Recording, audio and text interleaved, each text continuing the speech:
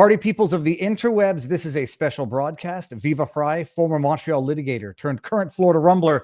Earlier today, I had on Jeff Evely, a veteran who lives in Nova Scotia, who was just issued a $28,000 ticket for deliberately going in the woods, despite the Nova Scotia ban on going in the woods, notified the police or the Department of Natural Resources, whatever it is, DNR. It's the DNR, Department of Natural Resources, which also translates into do not resuscitate, depending on the context.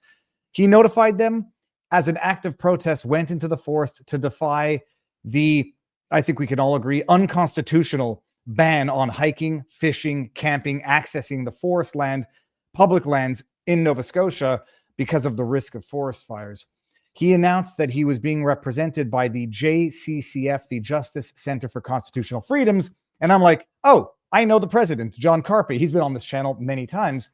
I reached out. He said he's got time for a quick hit, as we say in the parlance of the industry. That is a short, specific interview on this very question, because I've got questions. I know I say that everyone agrees this is unconstitutional, except the Crown. You can't go on the Crown's land. We're going to do a lot of Canadian accents today, everybody. When I get John in here, we're going to talk about this. And that's it. John Carpe, bringing him in right now. Add to stage. John, sir, how goes the battle? Hey, glad to be with you, David. Things are crazy and absurd in Canada, as often is the case, unfortunately. And this is almost like a back to the future, you know, where we gave a ticket to a teenager playing basketball alone outside in Ottawa, like as if he's going to kill people and spread COVID by playing basketball outside alone. Giving tickets to people sitting on a park bench. And now it's back to the future. You can get a ticket for walking through the woods. Yeah. Well, 28,000 something. It's patently absurd. I mean, I intro mentioned that Jeff Evely was on earlier today, and he said he hadn't signed the mandate or the retainer agreement, but that the JCCF was getting involved to defend him. And I'm like, thank goodness for the warriors who are left in Canada. I mean, John, where do we start? It's Nova Scotia, New Brunswick, Newfoundland have now issued bans on Crown land for any Americans watching. To the extent that we are still subjects of the Crown in Canada, public lands are referred to as Crown lands. The government comes out and says, you can't access. There is a ban on hiking, fishing, camping on Crown lands. They tried to implore people to stay off their own private property if they were fortunate enough to have big enough property with woodlands. Explain what they've issued by way of decree, if it's a mandate, a regulation, a bylaw, and whether or not, in your professional view, it's constitutional in the slightest.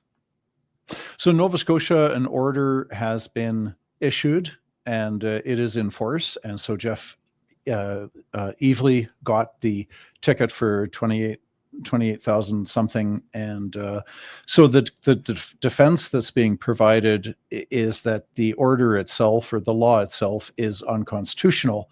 So we'll see what happens. Maybe the Crown prosecutors are going to drag their feet and not move this forward towards trial.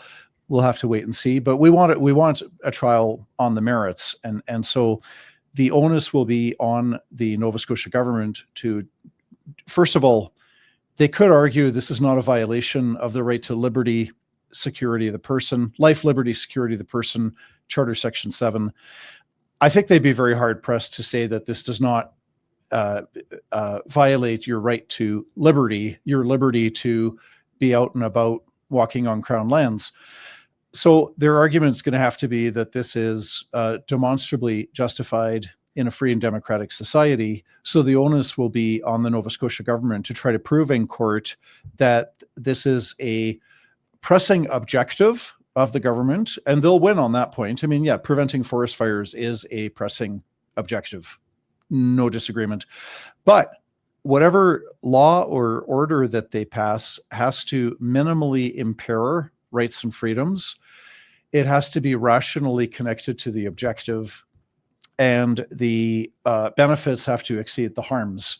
So those are 3 points where, to me, it looks like the government has an incredibly weak position, because it's not rational. If you had a province-wide ban on fires and smoking and cooking with any kind of a stove, so no fires, no cooking, no smoking, tobacco, marijuana, nothing. That would be rational. I don't think anybody would be in court or challenging the ticket. But to suggest that somebody walking through the woods is going to cause a forest fire, it's going to be hard for the government. You know what? I said I wasn't going to bring up necessarily any clips. I'll bring one thing up because they're changing their tact a little bit out of New Brunswick. They're now changing it to, it's not a question of fires, it's a question of safety. If you get hurt, we won't be able to come and get you. Listen to this. Me going for a walk in the woods is going to cause a fire. I can understand why people think that that's ridiculous. But the reality is, it's not that you might cause a fire. It's that if you're out there walking in the woods and you break your leg, we're not going to come and get you, because we have emergency responders that are out focused on a fire that is threatening the lives of New Brunswickers. And if you take your boat out fishing in a pond in Crown Land and you capsize, we're not going to be able to come and help you out, because our first responders are focused on an immediate and serious threat to our province. And pause it right there. John, it's so patently preposterous, because by that rationale, they should keep people off the roads. They should keep people in their homes, which I wouldn't be surprised if they do in a second. What's quite clear and hilarious to watch, that's out of New Brunswick.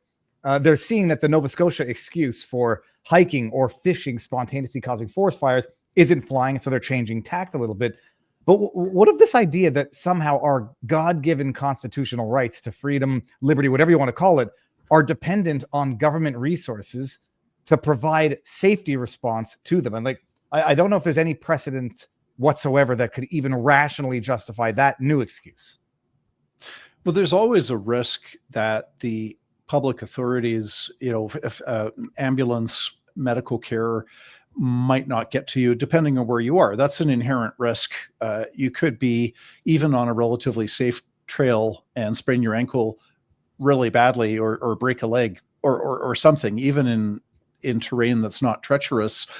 And what if you have no cell phone? What if you have no cell phone reception? What about this? What about that? So there's always these risks anyway. But this is part of this safety. This is fanatical safetyism ideology that really is actually very dangerous, because if you really follow it, if we don't exercise, don't go to the gym because you might strain a muscle, and don't go walking outside because you might sprain your ankle, and don't go hiking in the woods because in Alberta you could get attacked and killed by a grizzly bear. I mean, there's always risks involved. And don't drive your car to the grocery store to buy groceries, because you could be hit by an impaired driver. Even if you're driving well, another driver could be, you could die going to get your groceries at the store. So it's this safetyism becomes this excuse for really treating us like a bunch of farm animals, as opposed to human beings with dignity and with souls and with rational minds, and with the freedom to live our lives and to enjoy life.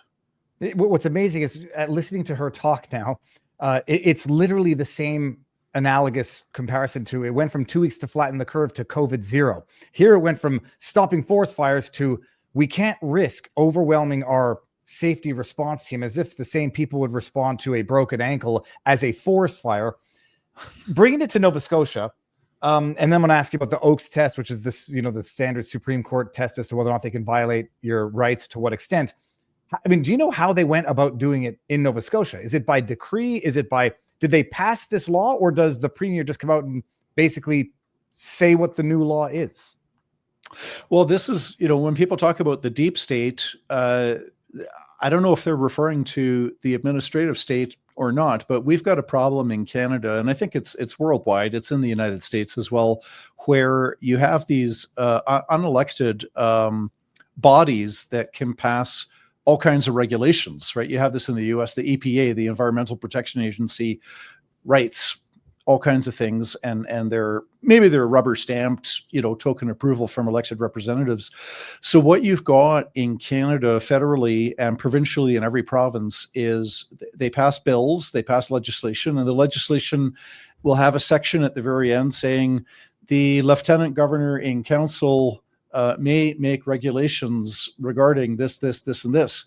And the lieutenant governor in council means the cabinet, right? So federally, it would be Mark Carney and the finance minister and all the ministers, the cabinet, they can pass an order in council which has the same force as a law.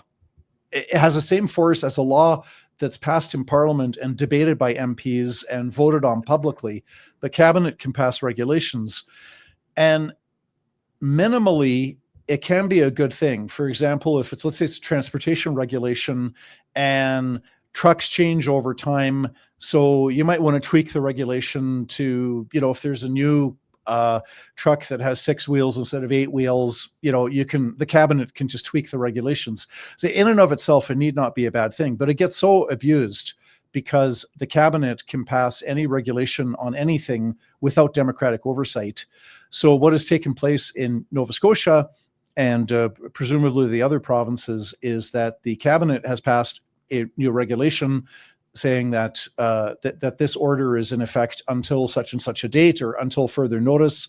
And so cabinet passes the regulation. It's not debated in the legislature or the parliament, and it has the same force of law. And so they can hand out the $28,000 fine because the regulation is the law. It functions like health orders under the lockdowns, right? The health orders were legally valid laws that had to be obeyed, and if you disobeyed, you could and did get a ticket for disobeying. Except in Alberta, you get locked in jail because we had Jason Kenney. But other provinces, you would not get locked up in jail; you would get a ticket. What's amazing is, people were having that argument during COVID. It's a mandate; it's not a law. And I'm like, these order in councils. I mean, that's what Trudeau did after the Nova Scotia shooting, to outlaw something like 1,500 more guns. It's like, oh, it's order in council because the law permits of these, I say unconstitutional, but they're certainly not publicly debated issues. So they issue it in Nova Scotia. Newfoundland, if you saw, what's the guy's name? Hogan? It's Hogan. I remember thinking he's like Hulk Hogan, except the exact opposite. He's now bumped up the fines to just patently preposterous 50,000, 100,000, bumped up the time in jail if you don't pay your fine. I was talking to an American lawyer and he's like, what do you mean they lock you up in Canada if you don't pay a fine? That's unconstitutional. Explain to the general public that an unpaid fine in Canada can lead to a period of incarceration if you don't pay the fine. If it's a willful choice, then yes, you're not likely to get locked up in jail if you get hauled into court and you explain to the judge that you have been unemployed or you've been destitute, or if you explain your reasons for not having money. I once had a client, he was a young man and he got a $3,000 ticket for driving without insurance, and this is 25 years ago. So imagine today, in today's dollars, $5,000, $6,000, $7,000. Young guy, unemployed, had no money. And so he wanted jail time instead. And we talked about that. So we went into court. It was, traffic court, but still it was a real court. And the judge was like, are you sure you want to do this? And the guy said, yep, absolutely. Wanted to go serve jail time. The common understanding was that if you went to jail, even if it was 30 days, but if you were in for a nonviolent crime, because the jails are overcrowded, you typically often got let out after 2, 3, 4 days anyway. So, short answer, willful, deliberate refusal to pay a fine can land you in jail. Yes. Because they'll treat it more like contempt than inability to pay. Do you remember how many days that guy went away for? Or did he in fact go away? He, the judge asked him to sit down and wait patiently for the right security people. They hadn't planned on, taking anybody to jail that day, but he sat there, and then, the people showed up and he went with them. I never had contact with him afterwards. I don't know how many days he spent in jail. From a purely economic perspective, to get off of a $3,000 debt for a week in jail, I mean, that pays more than certainly what was minimum wage at the time. Okay, now, so back to Nova Scotia. They're lawfully binding. This Jeff Evely got a $28,000 fine. The question I asked him, I'm not sure if you know, I was under the impression it's a max of 25,000. They could decide to issue anywhere between 0 and 25,000. Is there a spectrum of what they can issue by way of ticket, or is it 25,000 minimum necessary by law? I don't know the answer because I'd have to read the specific order and see if the order specifies, a fine up to 25,000, Okay. Or whether it's a mandatory minimum. And if this came before the court, and if he was, God forbid, if he was convicted, quite possibly the court, if the law itself says a fine up to $25,000, the judge might issue a much smaller fine, taking note of the attempt to challenge the constitutionality of the order. A judge might say, well, you weren't flaunting the law for the sake of flaunting the law, but it was a test to check out the constitutionality. So conceivably, the fine could be lower.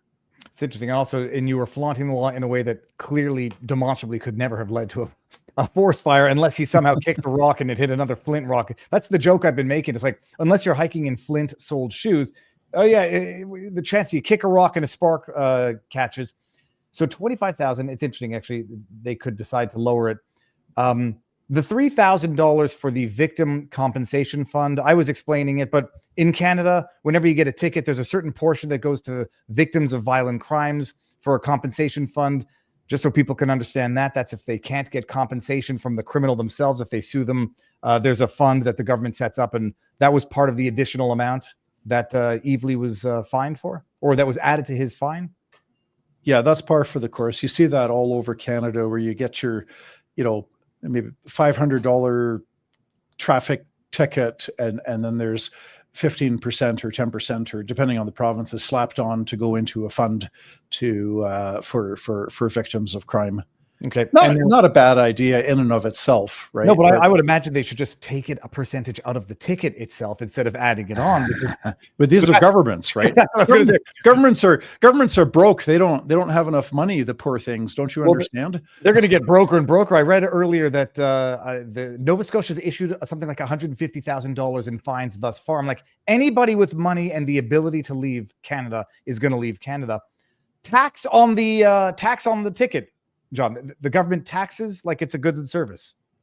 All right, now getting into the defense, because the what's the word we'll use? The precedent for this is the Oakes test, which determines that if there's a violation of constitutional rights, it's got to be logical, proportionate, least intrusive possible. What's the threshold that the government's going to have to prove? I know you mentioned it a bit earlier, but what are they going to have to prove as relates to the reasonableness and intrusiveness of this ban, purportedly for the pretext of preventing forest fires?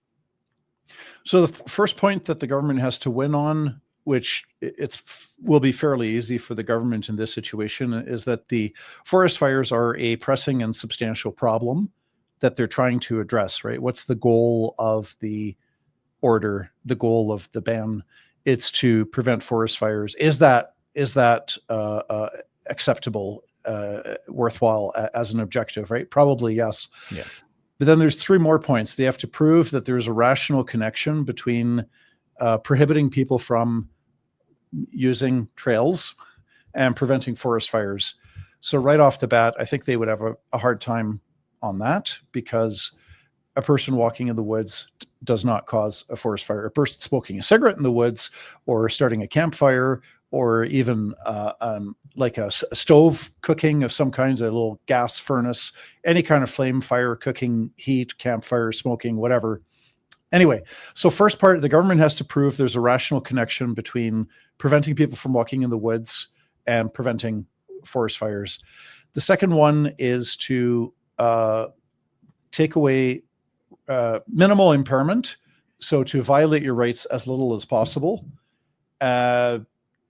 Well, same point. I mean, surely we can prevent forest fires in ways other than denying people the right to enjoy the outdoors of their own province.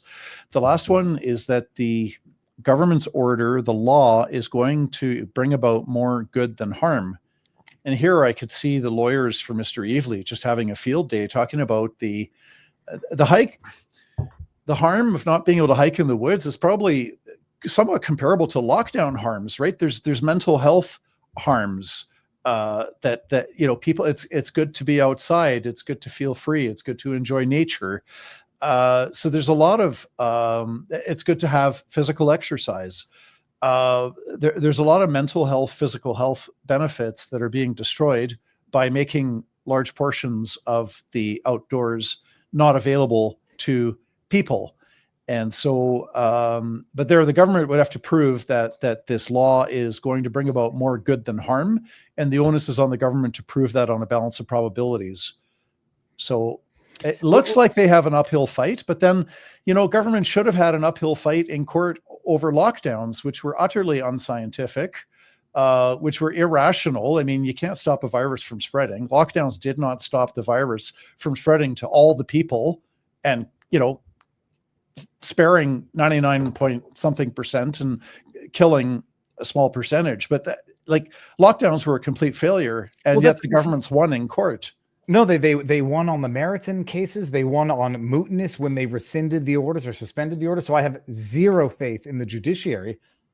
It's just absolute insanity. And I see so many people on the internet saying, "Yeah, you'll keep forest fires minimal. If you keep people off, then the people won't start fires." Like, okay, first of all, lightning will still start fires, Yes. and there are other means. So the human element is not the determinant element. Banning cooking, open fires, obviously. No one would even say boo to that. Banning ATVs, I could see people getting frustrated, but that also makes sense. There's combustion, there's heat, there's hot parts that can spark and whatever. But banning hiking, fishing, and things that do not relate to fire cannot cause fire. I don't know how they're ever going to succeed on this, but they might just lift the measures and then claim it's moot. And the courts, as we've seen up at the federal level down to the provincial level, will say, all right, it is moot, and come back again if and when it happens, like it happened in 2023 with Jeff Evely. And I believe the court also said that it was moot to the extent that they had lifted the measures in 2023.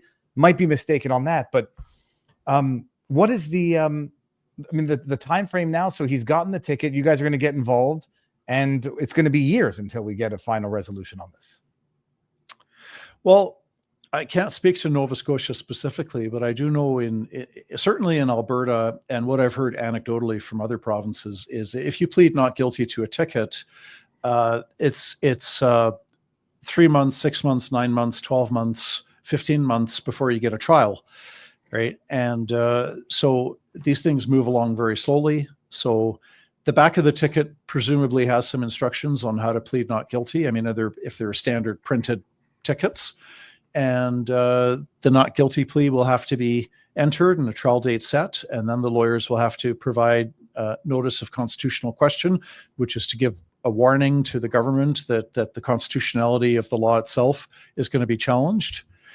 So, and then it might be deferred because, good grief, when the Justice Centre challenged lockdowns in Alberta, even though the government said it had all the science lined up, the government asked for and received, they got 6 months to get their evidence together. I mean, it was absolutely ridiculous. If these lockdowns had been scientific, based on science, and if the science was there, they should have been, sure, give them a week, 2 weeks, 3 weeks to, slap all their evidence together and put it into an attractive package for the court. Yeah, okay, 2 or 3 weeks.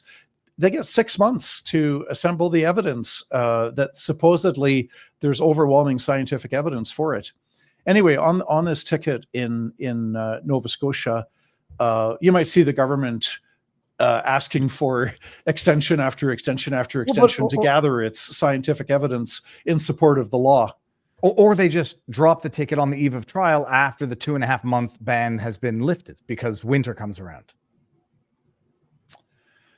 That's another problem. Yeah, because we're in August. So, if we get into November, December, and it's cold, and I assume I'm not a scientist, but I assume we do not have forest fires in November, December.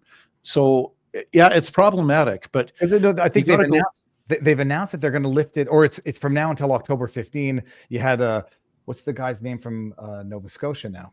I forget his name. Houston. He's like, yeah, I know it's terrible. You're going to miss the best part of the summer, which you are. But there's zero chance this gets before a judge before the expiry. And so they'll just argue mootness like they did the last time.